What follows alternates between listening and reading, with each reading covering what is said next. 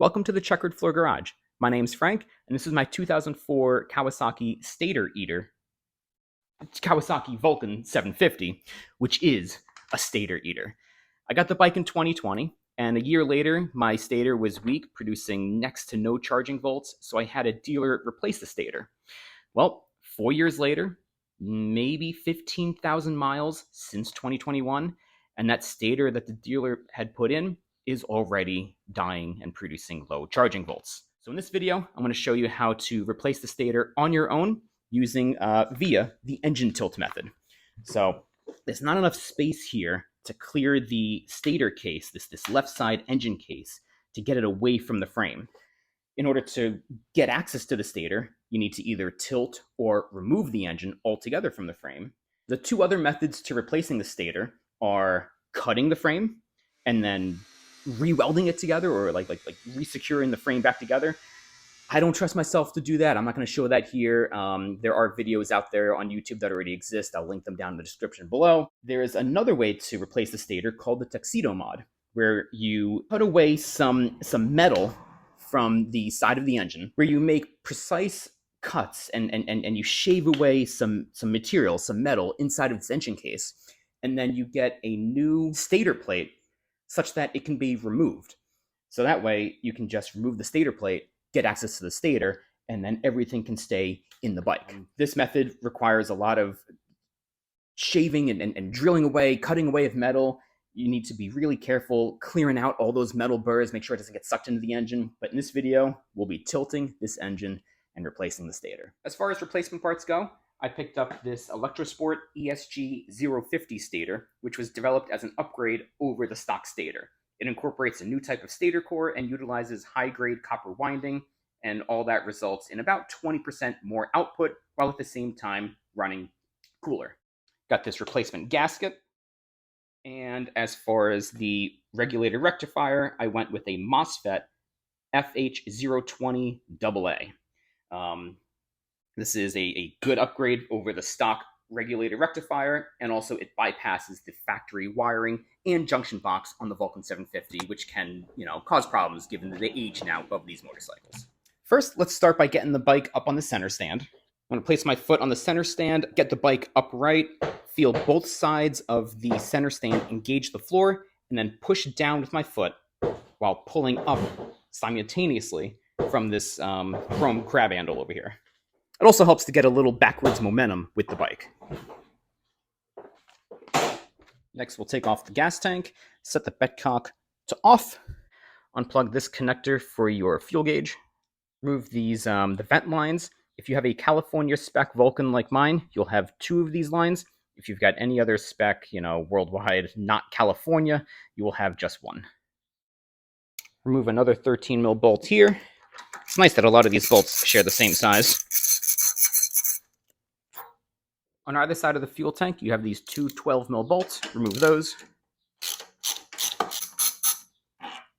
Remove the 2 fuel lines, one here on the right, and then the other one's here on the left, and then remove this middle vacuum line.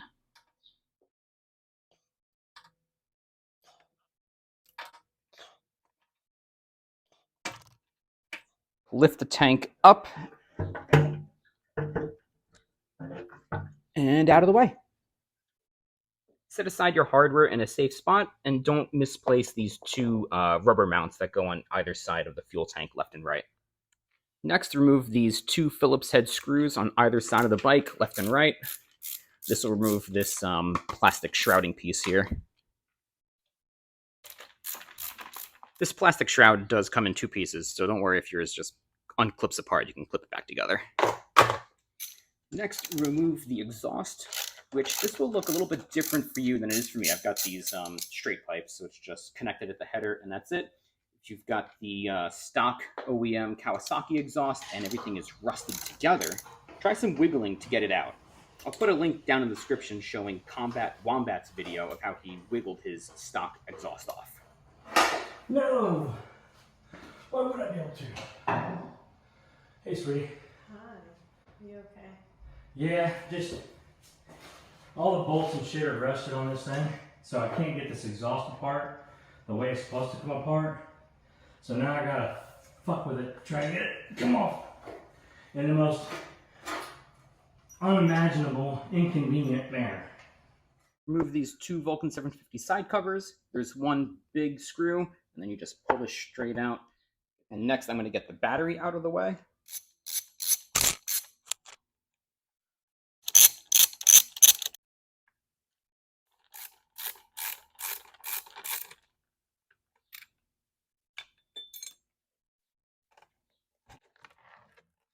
With the battery out of the way, I'm next going to remove the battery box. There are these two bolts on either side of the motorcycle. They're 10 mil each.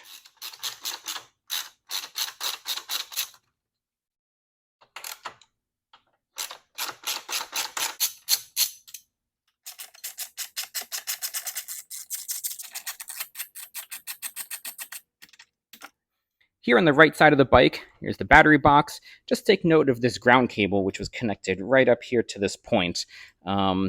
If it's got a dirty connection, if it's all corroded, clean it up. And then when we put this back together, we want to make sure that the ground is there. To continue getting this battery box out, I'm going to take off this 10 mil bolt here that holds on the junction box. And then keep this bracket. All right, so there is the junction box. On the back of this battery box here is this Mitsubishi igniter module. I'm just going to remove these two connections here, squeeze in here with some good pressure, and then pull straight out. Hopefully your connections aren't too corroded and it comes off smoothly. Squeeze and pull. Ow. I'm not sure what's going on here. May not even include this in the video just for my own purposes, but these two came off of the igniter box, and then this one was just hanging loose. I forget why, or even if I did or did not do this. Right here at the top is this mounting point, this 10 mil mounting bolt for this igniter box, this igniter module. So I'm just going to take this off here. With the top bolt of this igniter box removed, you can actually tilt the igniter box on its side. All right, this used to be facing the right side. Now it's facing up, these electrical connections. That gets us nice, clear access to this 10 mil bolt. Here's what the igniter box looks like. It's mounted to the battery box with these connections facing to the right, but I've never seen it from this angle, so I just figured I'd get some shots.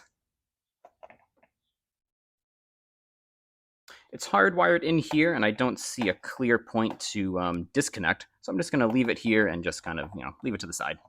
This starter solenoid can just be pushed out of this rubber housing here, just like that. The Vulcan has two ignition coils. There's one right here for the front cylinder. These two wires lead to the two spark plugs for the front cylinder.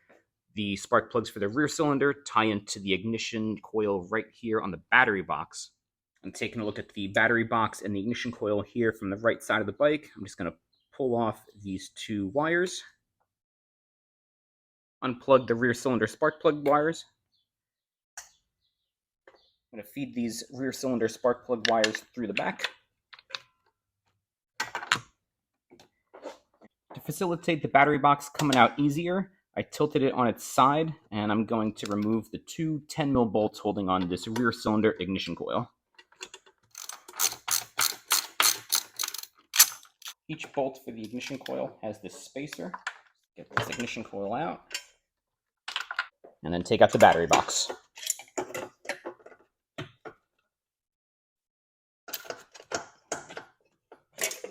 An additional step that you'll have to do is remove your regulator rectifier. The stock location for it is underneath the battery box with these two bolts here. I've since relocated my regulator rectifier here to get it more airflow and keep it cooler. And on another note, anything electrical intimidates me, so if I can help it, I'm not going to be removing this main wiring harness or anything else electrical. I'm just going to keep it where it is. I've got a small coolant leak here on the top of the bike. So on top of everything else, I'm also going to be replacing this hose, it looks like. And here's the vacuum hose routing diagram underneath my seat. Those two vent ports tie into a return pump underneath the bike. And this black cylinder piece is the return pump, and here is the canister. This canister is unique to the California spec model, so I'm going to go ahead and remove it these two 10mm bolts.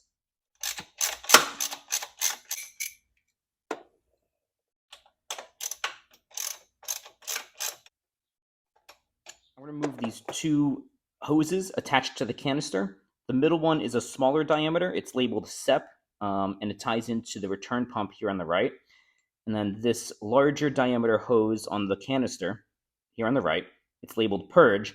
This ties into the air box. I'm going to remove both hoses.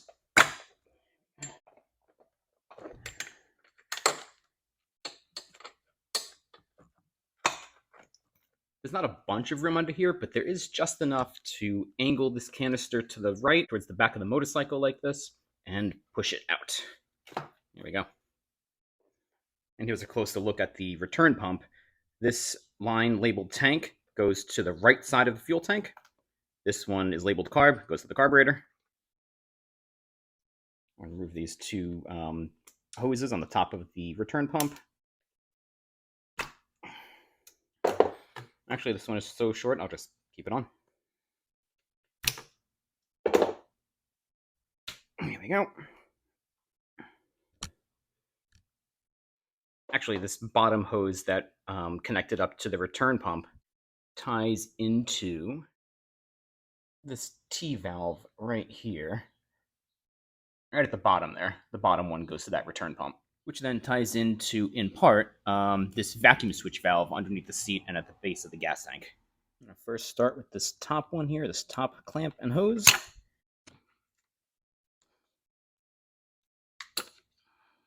And the side one here. There we go.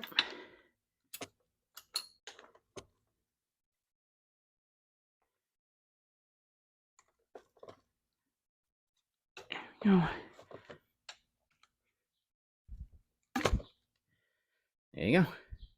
I'll go into more detail about this suction valve in another video, but basically its purpose is to take fresh air from the air box and inject it through this reed valve into the exhaust stream to help burn unburnt fuel, basically as part of the emission system.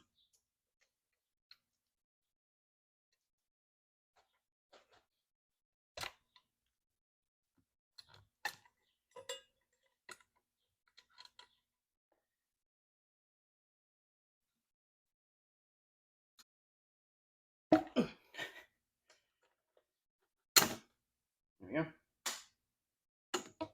I'm on the right side of the bike. I'm just going to remove this air hose attached to the bottom of the air intake box. So many hoses. All right, what worked out really well was just pulling it straight down.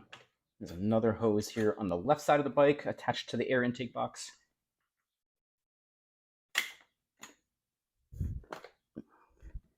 All right, not too bad. Here's a much better shot of that T-valve I was showing earlier with this bottom T, this bottom hose going up to the bottom of your return pump. And if we follow this side of the T to the right side of the bike, it connects right up here to the carburetor.